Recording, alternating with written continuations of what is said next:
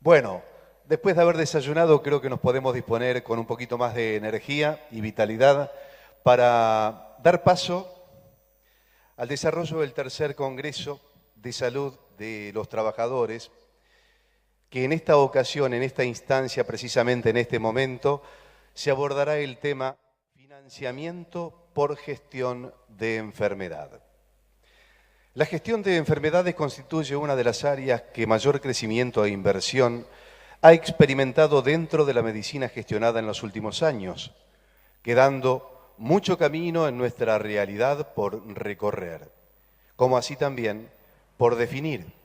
Implica encarar un proceso de transformación estratégica de la organización sanitaria y de la forma de prestar servicios y de obtener resultados, aceptando que el objetivo fundamental de los programas de gestión de enfermedades es contener los costes a largo plazo del sistema sanitario, mejorando la eficiencia del mismo y manteniendo un nivel de calidad de la asistencia aceptable.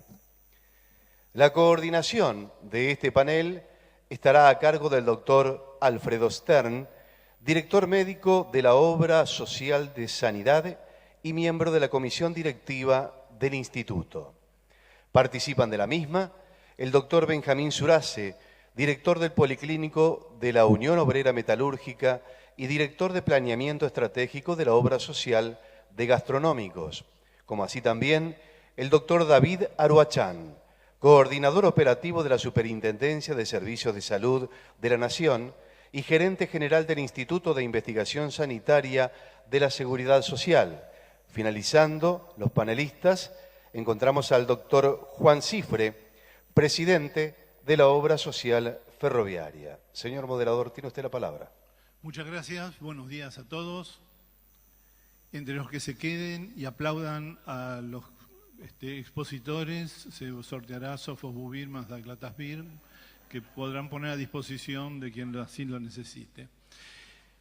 En el día de hoy leí en un diario un pequeño suelto sobre el problema de la medicación, cosa que se ha tratado extensa y muy hermosamente, diría, por la calidad de las exposiciones, hace un rato, hoy a la mañana. En realidad a nosotros nos toca otra parte que consiste en entender un fenómeno que está pasando en el mundo. En el año pasado murieron aproximadamente 80 millones de personas, 70 millones de personas en el mundo, de 40 millones de los cuales murieron por enfermedades crónicas y no transmisibles. De esos 40 millones de personas que murieron en el año pasado, que representan el 70% del total de las muertes en el planeta, 30 millones viven o vivían, pues ya se murieron, en países de recursos bajos o medios, entre los cuales estamos incluidos. La mayor parte fue por estas enfermedades crónicas no transmisibles que tienen como característica o como génesis una combinación de factores. Indudablemente lo genético tiene que ver, pero también lo ambiental tiene una importante significación, el proceso de urbanización. También van a decir que soy un lector enfermo de los diarios, sí leo 5 diarios por día. Hace 2 días, 3 días, salió otro artículo muy interesante en La Nación, a doble página, sobre la contaminación y el efecto sobre las personas. La contaminación ambiental, producto de darle antibióticos a los peces en los criaderos o el uso de agroquímicos, que llevan a que muchas de las enfermedades no tengan tratamiento, por ejemplo, aquellas que surgen de las superbacterias, que hoy es uno de los temas en debate en el mundo. Pero nosotros encontramos que la mayor parte de las enfermedades son algunas que son prevenibles, y ahí hay una falla de los estados en lograr una prevención adecuada, que tienen o responden a factores genéticos, al envejecimiento. Este es otro tema interesante. En nuestro país, que no ha conseguido salir de su condición de periférico para ser emergente, igual de todas maneras tenemos uno de los problemas importantes que tienen los países emergentes y los países desarrollados, que es el envejecimiento de la población. Y esta evolución demográfica de la Argentina lleva a que haya cada vez más enfermedades que requieran otro enfoque.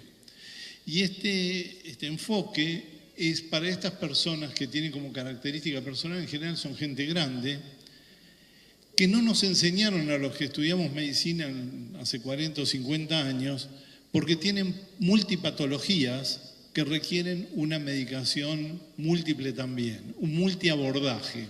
En general, este grupo de personas son casi 2/3 de mujeres, como hoy se mostró, pero además de ser 2/3 de mujeres, son gente que soporta la viudez, soporta cambios estructurales de su vida de mucha importancia, y esto genera la necesidad de atenderlos, pero atenderlos en una forma integral y multidisciplinaria, lo que no conseguimos en prácticamente ninguno de los sistemas, porque lo que allí hay que gestionar es el conjunto de enfermedades y no llenarlo de pastillas como mostraban en el dibujo hace un rato.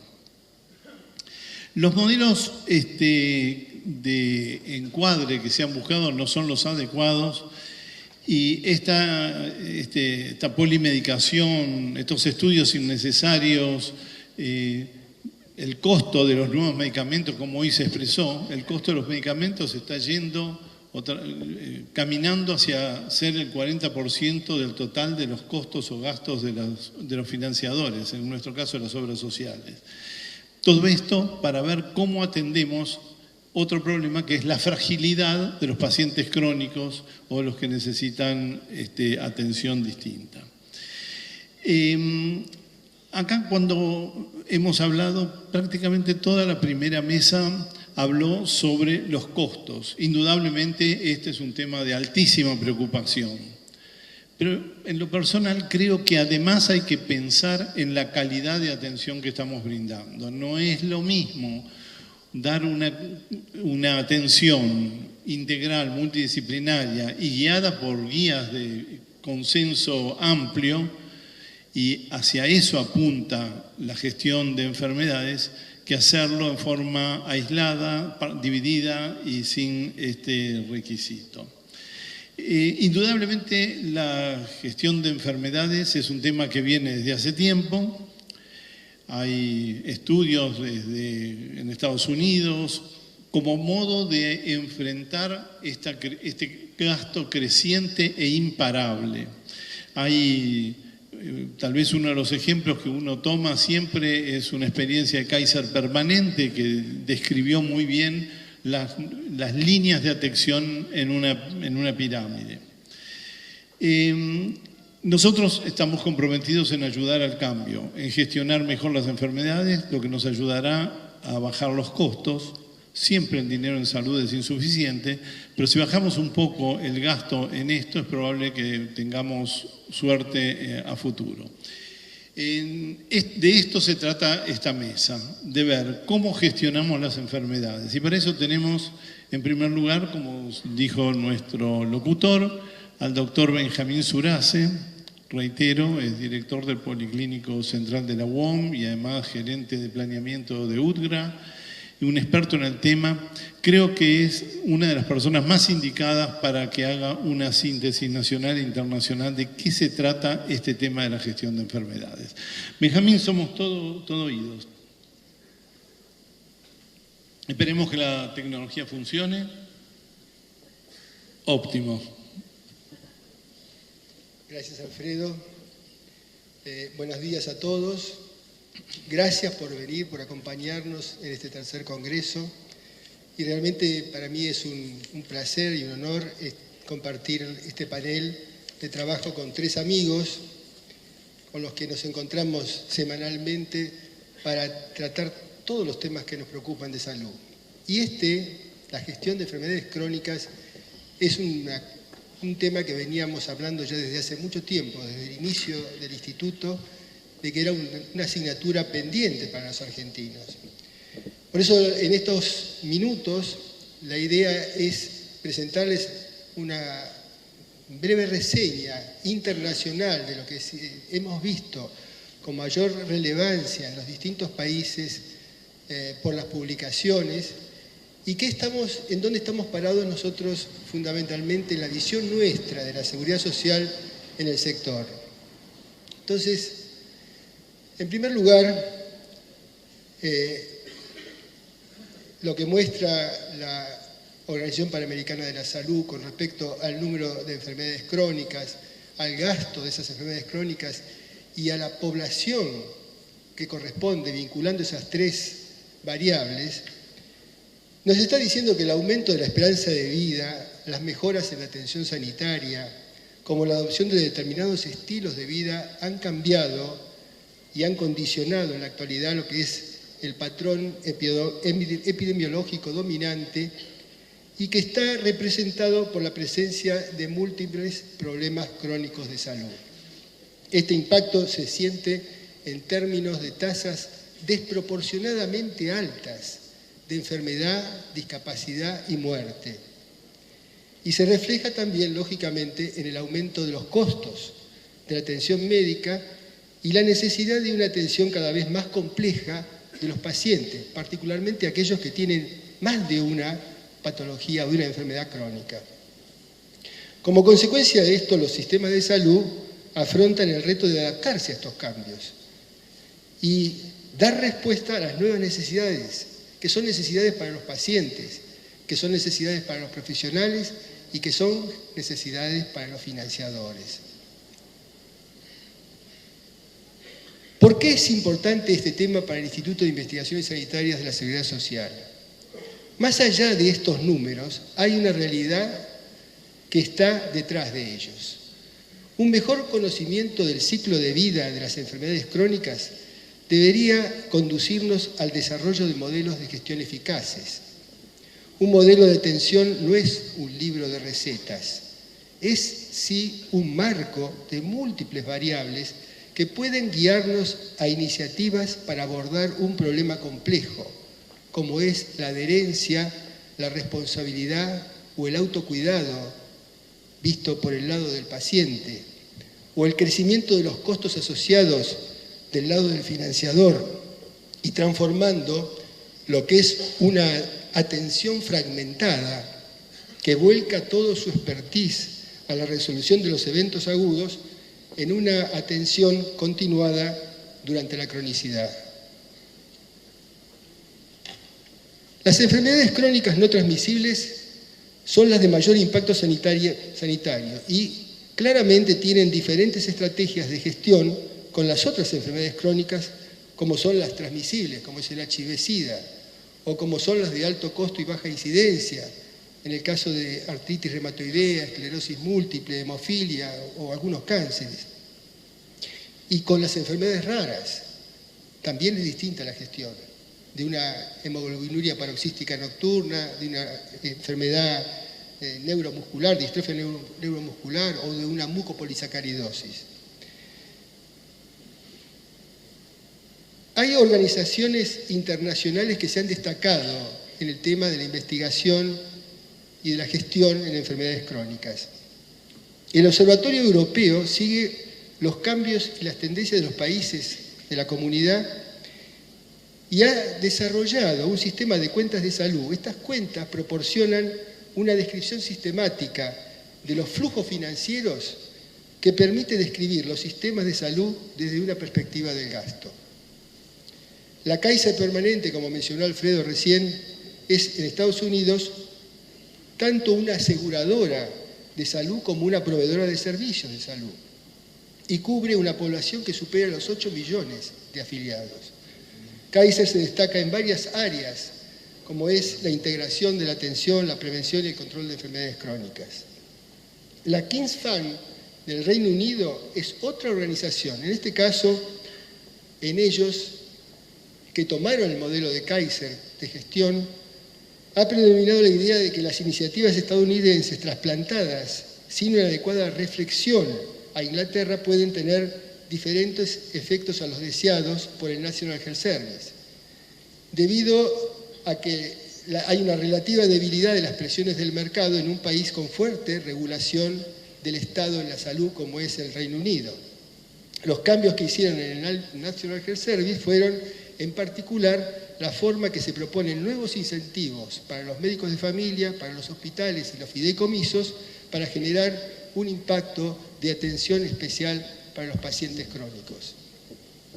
Y la Alberta Health Service de Canadá también merece mencionarse porque hizo una revisión sistemática que identificó 10 principios universales de los sistemas de salud integrado con éxito, que pueden ser utilizados por los tomadores de decisiones para ayudar en los esfuerzos de integración con los cambios de gestión en las enfermedades crónicas no transmisibles. Hay experiencias también que han sido dominantes en distintos países. Inglaterra, por ejemplo, se destacan las enfermeras especializadas como directoras de casos, de condiciones crónicas con necesidades complejas. En Australia no solo se centra en la epidemiología de las enfermedades, sino la epidemiología de los factores de riesgo y cómo hacer para hacer la protección subyacente de los mismos. En Suecia y Holanda se caracterizan por la atención en clínicas con enfermeras que condicionan los programas de cuidados crónicos. Alemania se asemeja más al modelo estadounidense, pero ha introducido los programas de gestión de enfermedad que realmente acaparó nuestra atención, que es el Disease Management, y que también en ellos incluyen incentivos financieros a los que participan en el sistema. En Francia son las redes de salud, que muestran diversas iniciativas para reforzar la coordinación, la continuidad y los equipos interdisciplinarios con foco en los grupos vulnerables de la población.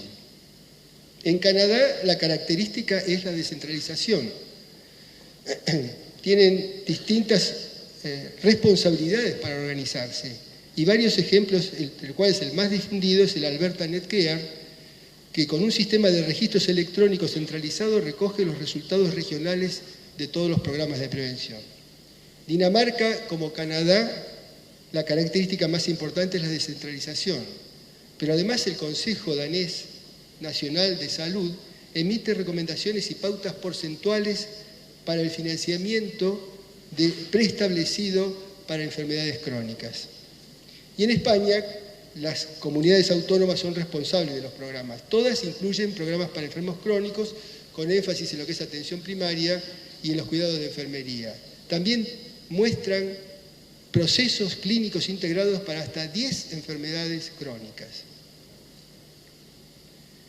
Veamos como ejemplo qué pasó en los primeros 5 años en Alemania desde que empezó el Disease Management, en el 2004 hasta el 2009. En este gráfico se muestra el crecimiento exponencial de pacientes empadronados. En diabetes tipo 2, que está en color celeste, en enfermedad coronaria en color gris y en otras enfermedades crónicas no transmisibles en color azul, llegando en total a cubrir el 8% del subpadrón a los 5 años. También vimos que el gasto de salud llegaba en el 2007 al 82% del gasto. De los alrededor de 6.000 millones de euros, 1.000 millones era de enfermedades sin enfermedades crónicas y casi 5.000 con enfermedades crónicas. La reducción de pacientes de tipo 2 fue fantástica de observar en este gráfico central, donde muestra en color celeste la caída del 13%, fundamentalmente en lo que hace a las internaciones evitables. También en los otros gráficos se ve un aumento de los controles en un 33%, una reducción de las complicaciones del pie diabético del 65% y un aumento de la satisfacción del 16%. En el mundo se han desarrollado diferentes modelos de atención de enfermedades crónicas. En el gráfico podemos ver el diseño del modelo Kaiser. En este modelo se estratifican los riesgos en 3 categorías según niveles de intervención. Esto claramente lo hicieron en Estados Unidos para ajustar los costos en función de las necesidades de las poblaciones. En la base está la población que requiere prevención de factores de riesgo, detención temprana de enfermedad y autocuidado en los que ya tienen factores de riesgo. En el segundo nivel, el intermedio, están los pacientes que ya tienen alguna enfermedad crónica. Son los programas para la enfermedad o gestión de enfermedad, o el disease management, como hablábamos de Alemania. Y en general se orienta al autocuidado, al uso racional de los medicamentos y a la educación sanitaria. Y el tercer nivel, que es el extremo superior, tiene a los pacientes con varias enfermedades crónicas. Se orienta a programas para gestión de casos, focalizado en el paciente. Y está diseñado especialmente para reducir el uso inadecuado de recursos y evitar ingresos hospitalarios. El Reino Unido tomó la pirámide, el modelo de pirámide de Estados Unidos, pero, como habíamos dicho antes, incorporó algunas modificaciones, adaptándolo.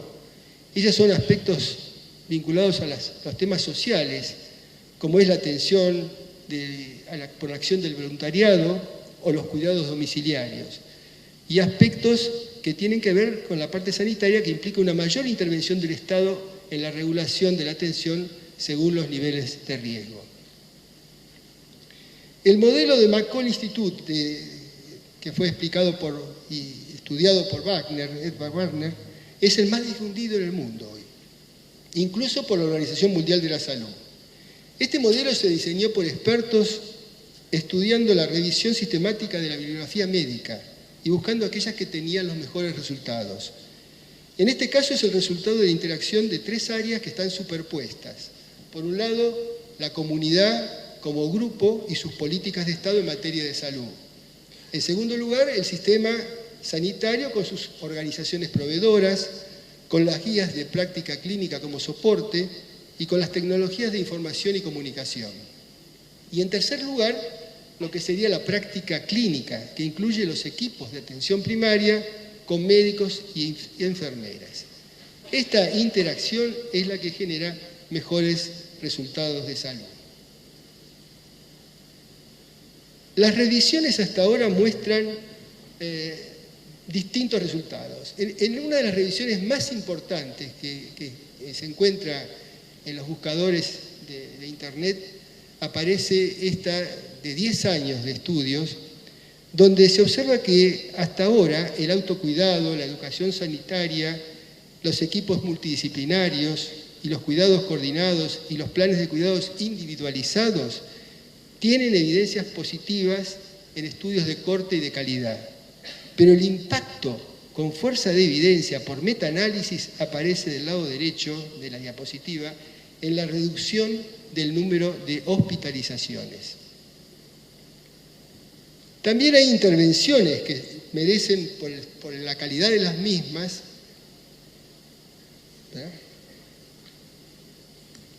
hay intervenciones que aparecen con estudios de trabajo de calidad, pero sin alcanzar lo que decíamos, el nivel de un metaanálisis.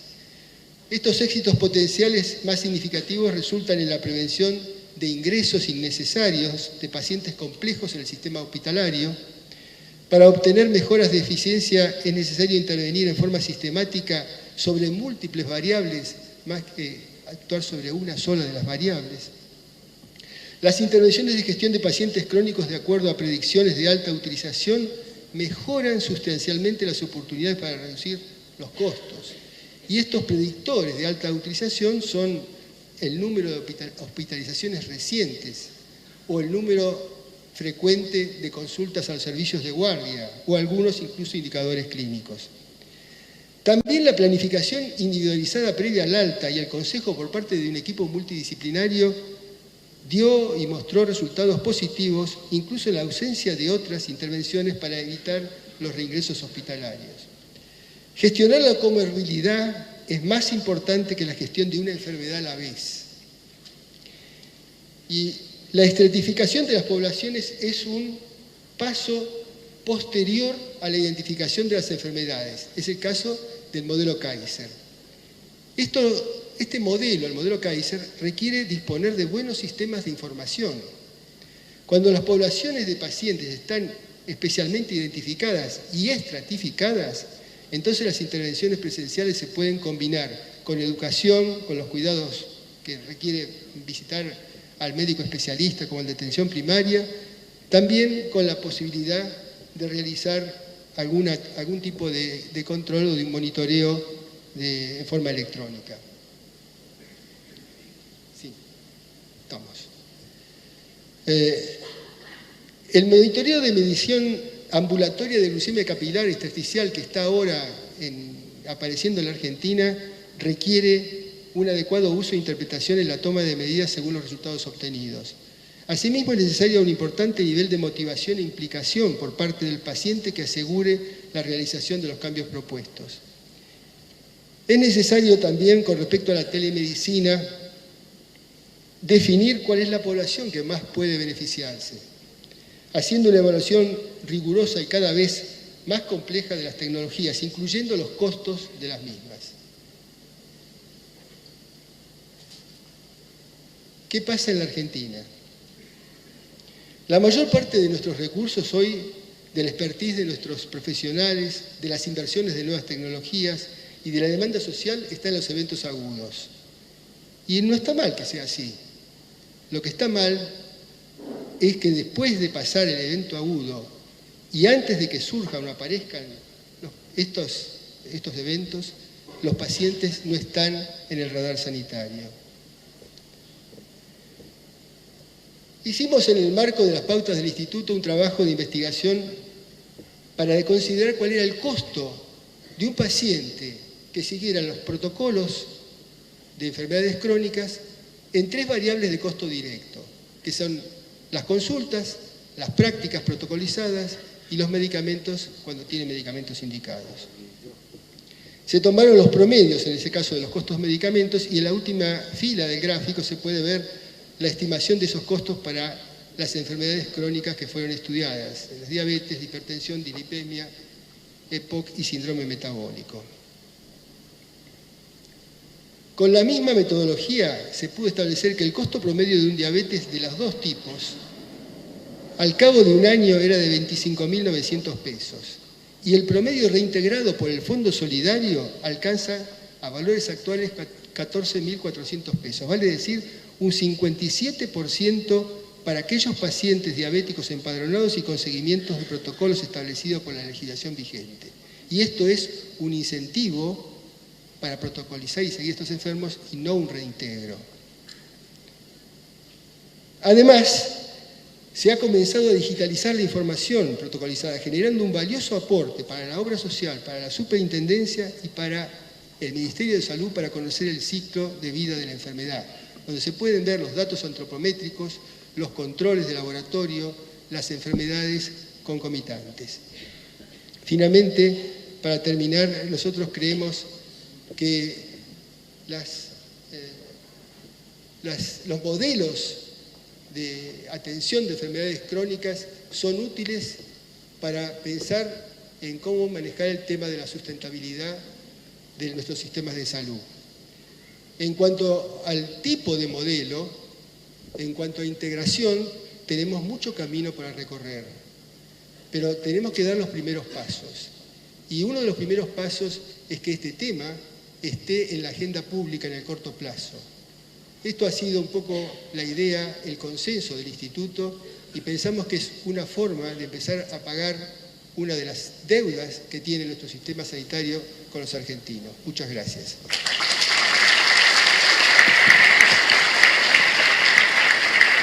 Muy bueno, Benja, brillante como siempre, muy buena exposición.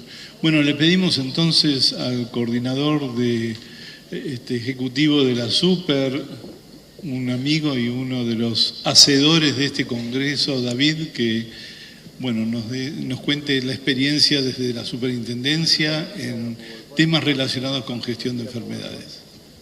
Bueno, muchísimas gracias. Parezco Cristina acomodando el micrófono, pero soy alto y necesito ponerlo a mi altura.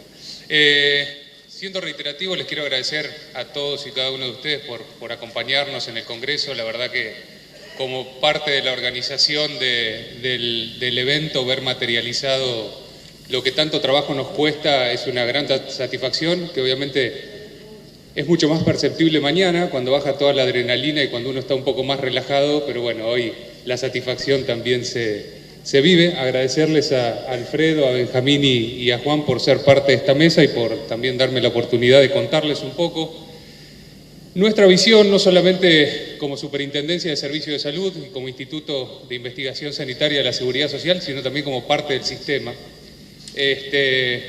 A nosotros nos toca la responsabilidad de dar ese primer paso que nos decía Benjamín recién.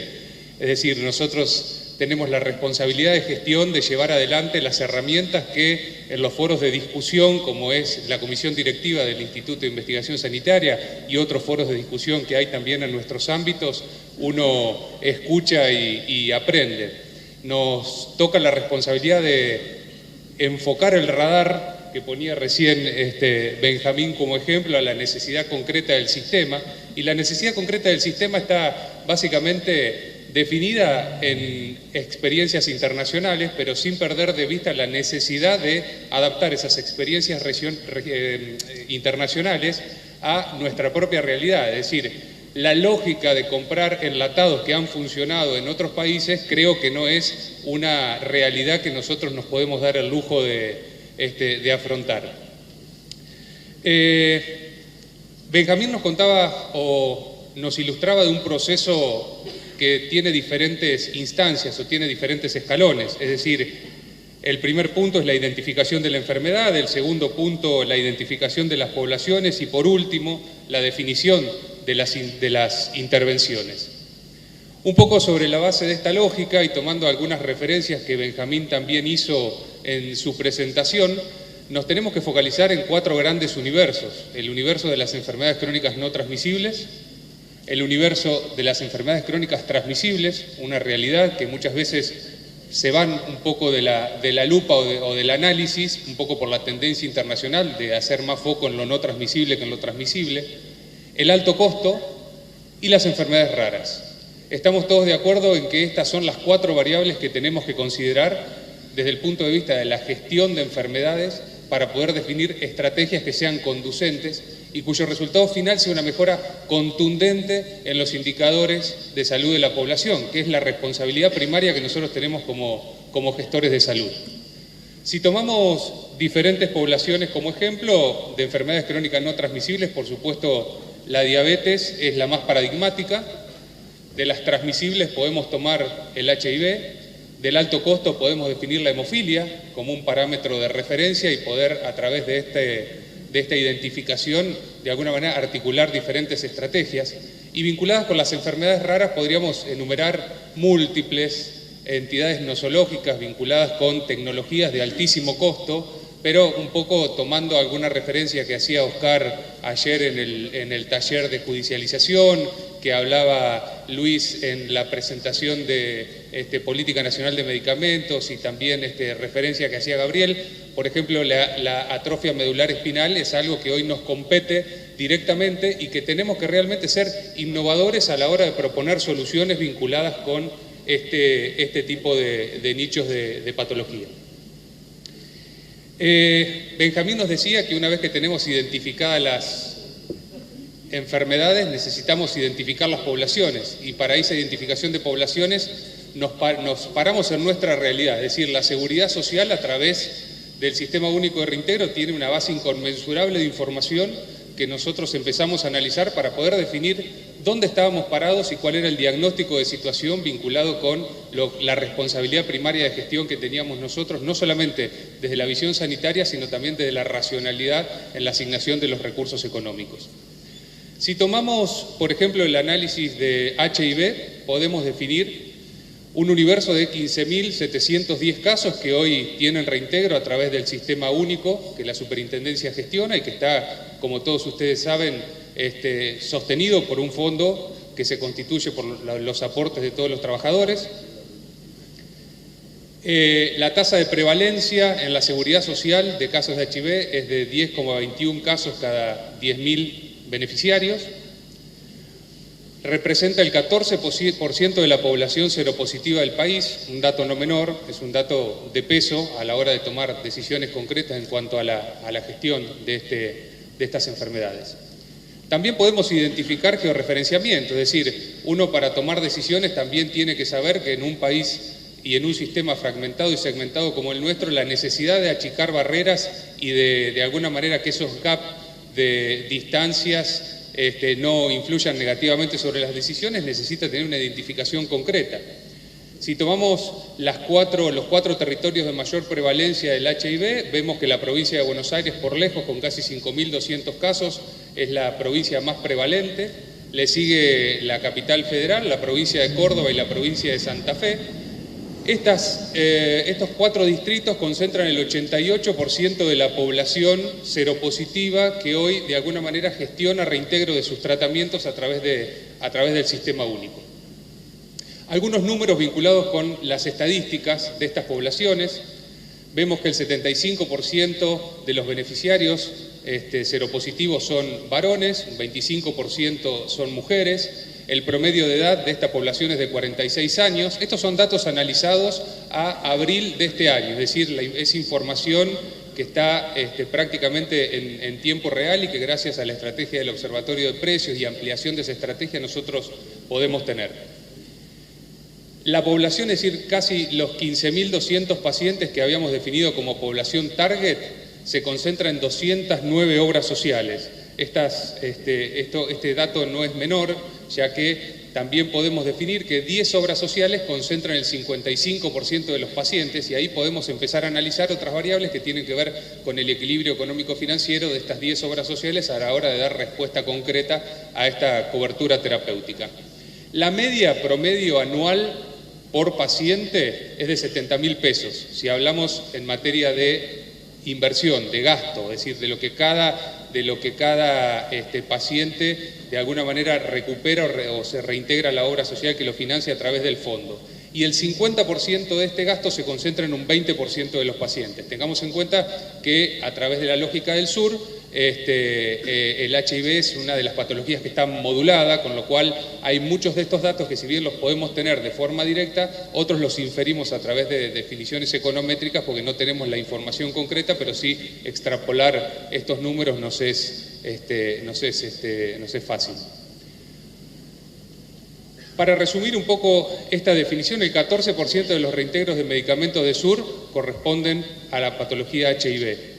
Y esto, de alguna manera, representa una cobertura del 70% de la inversión. Nosotros veíamos que en diabetes, por ejemplo, el número que mostraba Benjamín representaba el 57%. En HIV, de acuerdo a nuestros análisis, representa el 70%. Otro de los universos que podemos analizar es el universo de la hemofilia. 408 casos de hemofilia severa registrados, empadronados dentro del Sistema Único de Reintegro. Quiero hacer también una aclaración acá. A través del SUR se le da cobertura a los hemofílicos severos, profilaxis menores de 18 años e incidentales sin restricción de edad. Es un tema que estamos analizando de ampliar la cobertura de profilaxis. Sabemos que es un tema que de alguna manera genera algún tipo de inconveniente algunas obras sociales y los estamos tratando de redefinir. Una tasa de prevalencia de 5,03 cada 100.000 beneficiarios, el 85% son hemofílicos tipo A. También en relación al georreferenciamiento, más allá de las diferencias en cuanto al número absoluto de casos, la distribución geográfica es exactamente la misma.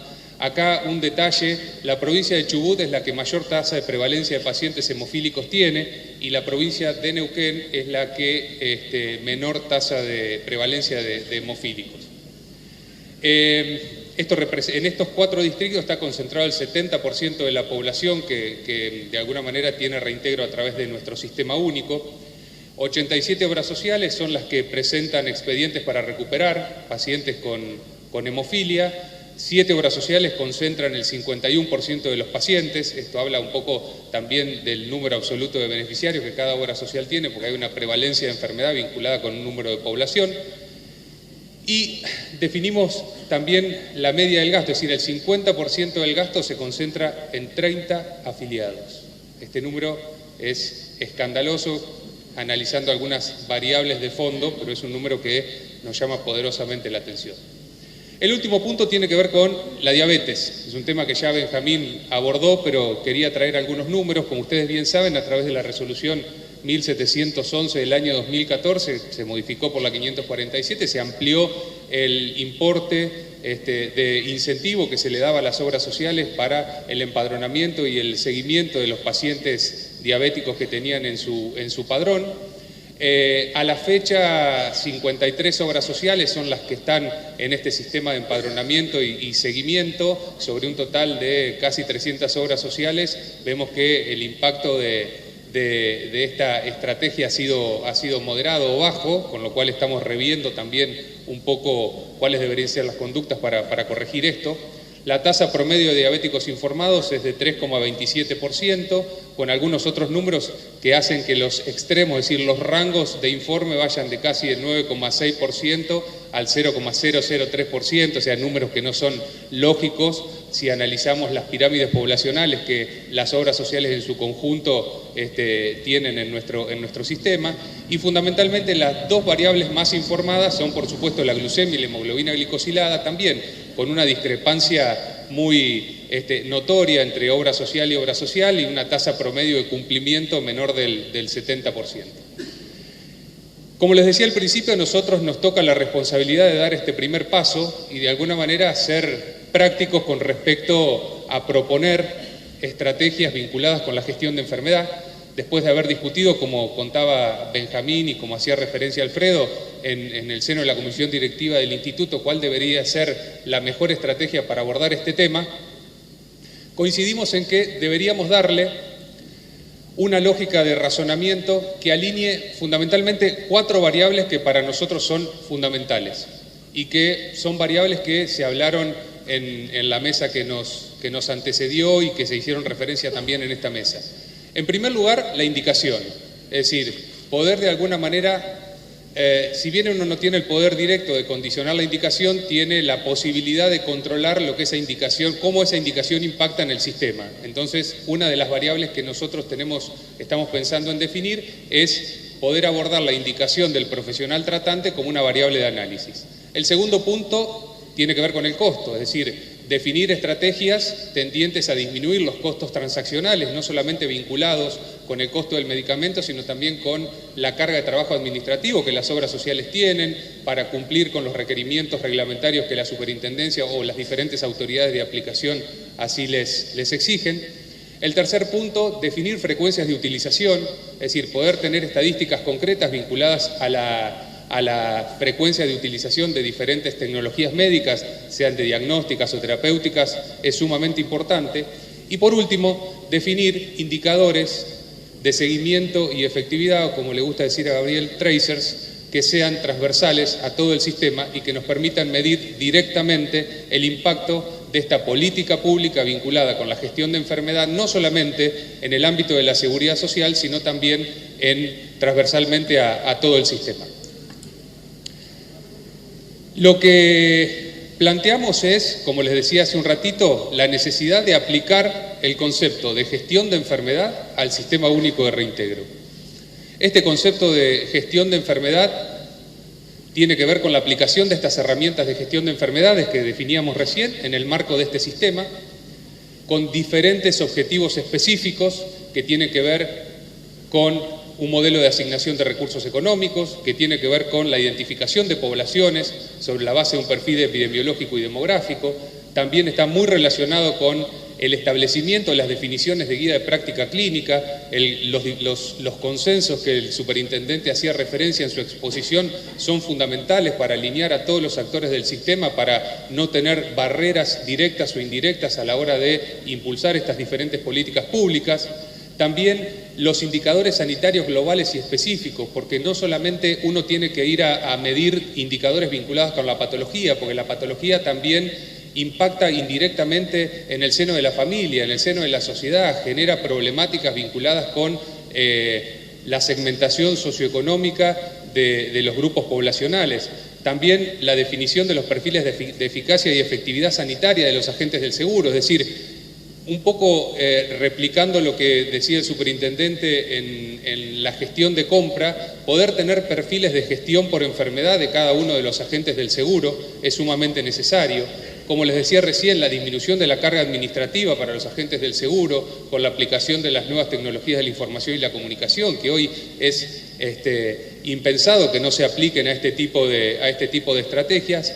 La despapelización es uno de los conceptos fundamentales. Y por último, digamos, fortalecer el rol de adherencia y seguimiento, porque acá hay un concepto que para mí es muy importante y tiene que ver en transformar al paciente en gestor de su propia enfermedad. La realidad es que si nosotros educamos al paciente y le damos las herramientas al paciente a través de las herramientas de educación, seguimiento y adherencia, el propio paciente sabe qué tiene que hacer, en qué momento, cuándo reclamarle al médico que le pida su glucemia, su hemoglobina glicosilada en el caso de los diabéticos, su carga de CD4 en el caso de los pacientes HIV. Es fundamental empoderar a la población como una estrategia de control cruzado para las acciones de los diferentes colegas médicos en el sistema. Esto que nosotros planteamos tiene diferentes etapas, que no se las voy a enumerar, pero están definidas. Están definidas como un proceso que tiene que ser transversal para la definición de todo. ¿Y qué hicimos hasta ahora? Trabajamos en diabetes, que tenemos definido un nuevo protocolo para poder mejorar el impacto de lo que la resolución vigente genera o está generando en el sistema, definiendo una nueva modalidad de carga de información y de seguimiento. Trabajamos en HIV, definiendo en módulos que son superadores en cuanto al acceso a los tratamientos y el control de los pacientes. Estamos trabajando, como se decía en la mesa anteriormente, en el desarrollo de un programa para hemofilia y también para artritis reumatoidea, pensando no solamente en que la información tiene que tener una dirección unidireccional, es decir, ser de los agentes del seguro, de las obras sociales hacia la superintendencia, sino también la superintendencia tomando un rol trascendental a la hora de establecer mecanismos de control cruzado para poder reasegurar que la información que los agentes del seguro le transmiten al organismo del Estado, siempre poniendo foco en las poblaciones y en los pacientes para mejorar su calidad de vida. Por último, y ya terminando, Alfredo, esto nos va a permitir a nosotros poder de alguna manera encontrar el tal ansiado equilibrio, no solamente vinculado con el reintegro que las obras sociales tienen en relación a estas patologías, sino también con variables sanitarias que mejoren la salud de la población. Muchísimas gracias.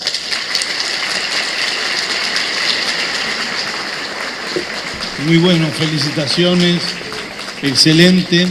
Bueno, sigue Juan Cifré, casi siguiendo uno de los objetivos que planteó, la adherencia.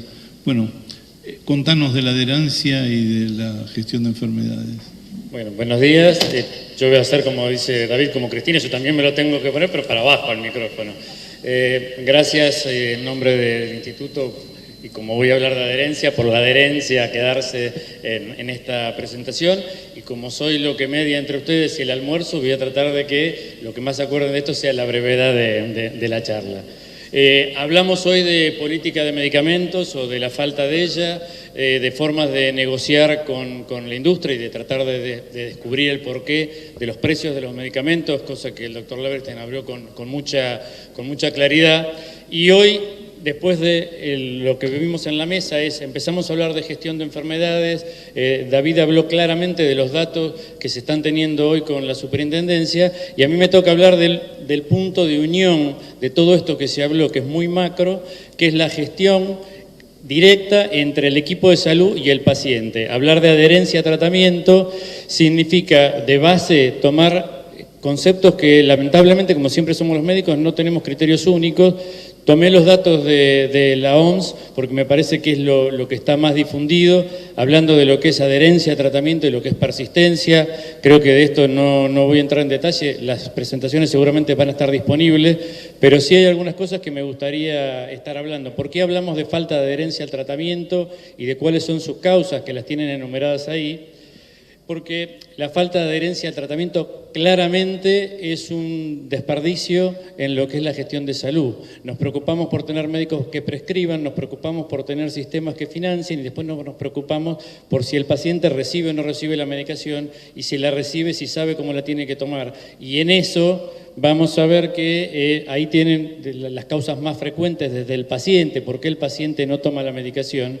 Y el principal punto por el cual el paciente no toma la medicación es por falta de educación. El paciente muchas veces no no tiene ni idea de la medicación que está tomando.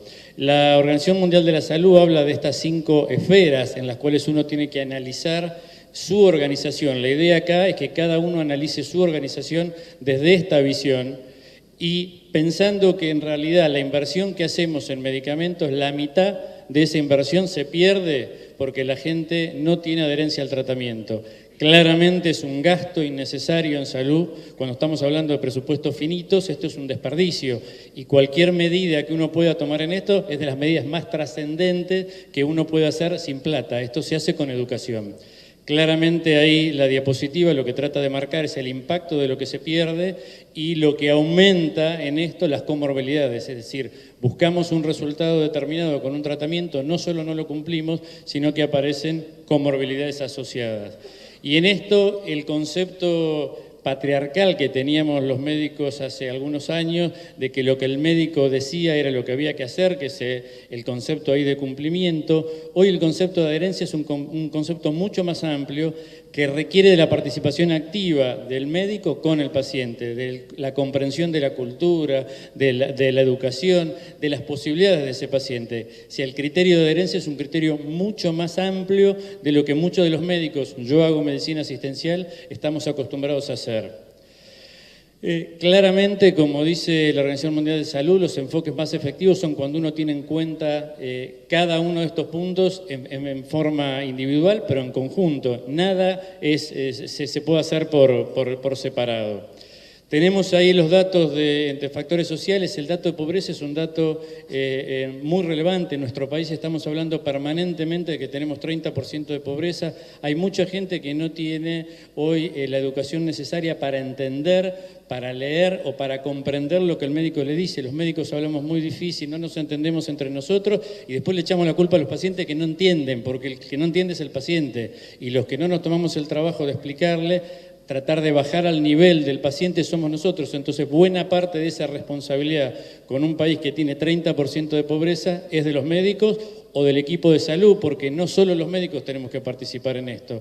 Tienen que participar los enfermeros, tienen que participar los educadores, tienen que participar los farmacéuticos, que en nuestro país prácticamente no le suman nada al sistema. Y me gané amigos. Factores relacionados con la enfermedad, si quieren, si tuviéramos tiempo lo explico, pero digo, factores relacionados con el tratamiento, el problema de la adherencia en números, porque a la larga lo que nos termina impactando a todos es esto. Estos son datos de Estados Unidos de no adherencia al tratamiento. 13% del gasto total en salud, en un sistema que es absolutamente ineficiente, como es el sistema americano, tienen una herramienta que es la educación, que les lleva el 13% del gasto en salud y no hacen absolutamente nada con eso. Tomemos esa experiencia, invirtamos en educación y ahorremos de nuestros escasos presupuestos. De los factores relacionados con el paciente, lo mismo lo vamos a pasar. Sí, hay algunas cosas que tienen que ver con el sistema de atención. Yo creo que ahí es relevante y por eso cambié los colores en la presentación. Estamos hablando, Benjamín lo marcaba muy bien, tenemos sistemas sanitarios preparados para atender patologías del siglo XIX, para atender patologías agudas, para atender patologías infecciosas y no estamos preparados para atender los pacientes reales que tenemos en nuestros sistemas de atención, que son pacientes con enfermedades crónicas. Entonces, reorientar los sistemas de atención es una tarea que los que estamos en la gestión y en el financiamiento tenemos que emprender ya para cambiar ese sistema, porque si no el paciente se encuentra siempre con una barrera que no pasa de la guardia.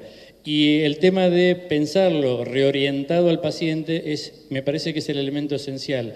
Todo lo que podamos hacer para discutir precios, para discutir política, si no lo hacemos pensando en el paciente, la verdad no sirve para nada.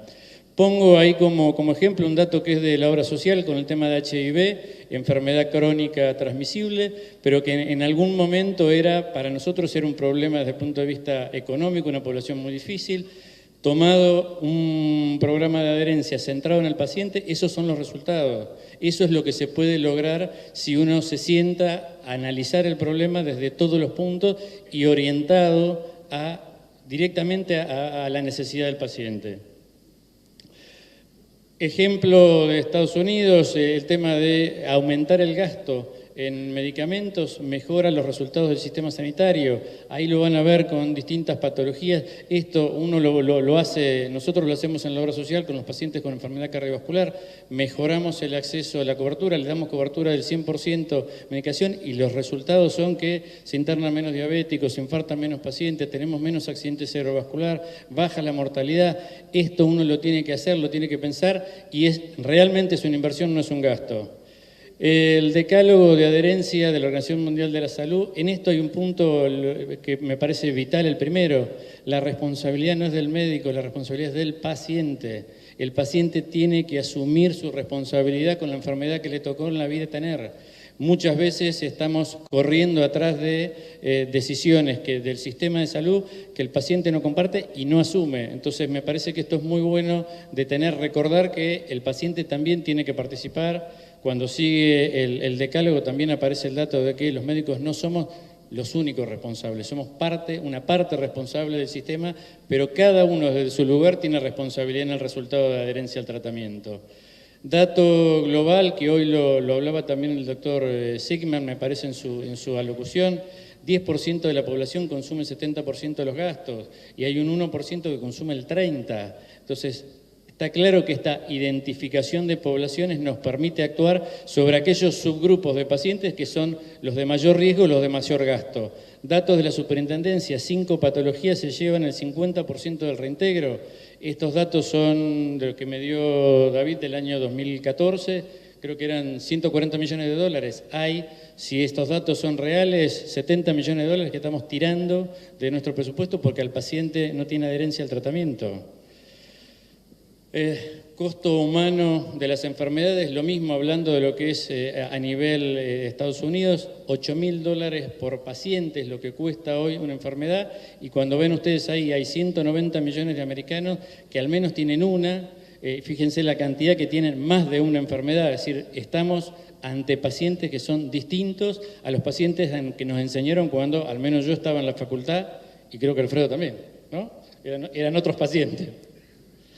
El dato de diabetes, David contaba la no adherencia de las obras sociales al sistema de registro. Esto es lo que pasa cuando uno tiene una enfermedad que es difícil de seguir. Los datos de Estados Unidos, uno dice, bueno, hay 30 millones de diabéticos, nosotros debemos tener, si los datos del Ministerio son concretos, entre 3.2, 3.6 millones de personas con diabetes. Hay menos de 1 millón de personas en tratamiento.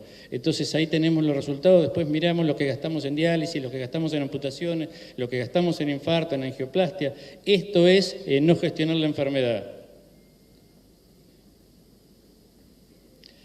Claramente estamos en el mundo del trabajo, este es un congreso de salud de los trabajadores, mejorar la adherencia al tratamiento, mejora la productividad, enfermedades crónicas como la enfermedad pulmonar obstructiva crónica es un dato clarísimo. Si uno mejora la adherencia, el paciente va a estar con mejor calidad de vida y obviamente con mayor productividad. Y esto es un poco de lo que estábamos hablando de los subgrupos, lo que hablaba David, enfermedades raras. Fíjense los números, son horribles, pero esto es lo que viene. O sea, esto es, hoy estamos hablando de atrofia medular, probablemente dentro de unos meses estemos hablando de alguna de otras patologías, entre comillas, que están apareciendo porque tienen un tratamiento y los tratamientos son siempre de muy alto costo. La medicina cada vez más desde el punto de vista de la industria farmacéutica se hace personalizada. Hoy tenemos una enfermedad oncológica y tenemos un tratamiento que no es para el cáncer de pulmón, es para el cáncer de pulmón que tiene tal marcador, que tiene tal situación en tal estadio. Esta es la realidad en la que estamos viviendo hoy acá en Argentina. Esto no es en el mundo, esto es acá en Argentina. Y como decía bien Gabriel, el costo de los medicamentos es un tema. Esto es lo que la industria pone como el costo de la investigación. Hoy es 2.6 billones, dicen ellos, que cuesta el desarrollo de cada molécula, pensando la que llega y las que no llegaron. Y de ahí se supone que aparece el costo de lo que nosotros tenemos que pagar. Creo que les traté de pasar a vuelo de pájaro un tema que es realmente crítico. Pensar en el paciente, pensar en la adherencia del paciente, nos permite utilizar 50% de nuestro presupuesto hoy en medicamentos, que lo querramos ver o no, lo estamos perdiendo. Muchas gracias. Muchas gracias, Juan. Muy interesante. Bueno, brevemente agradecer a los panelistas que han sido brillantes. Como una apretada síntesis, Benjamín Surace nos habló de los múltiples problemas de las discapacidades y del aumento de costo.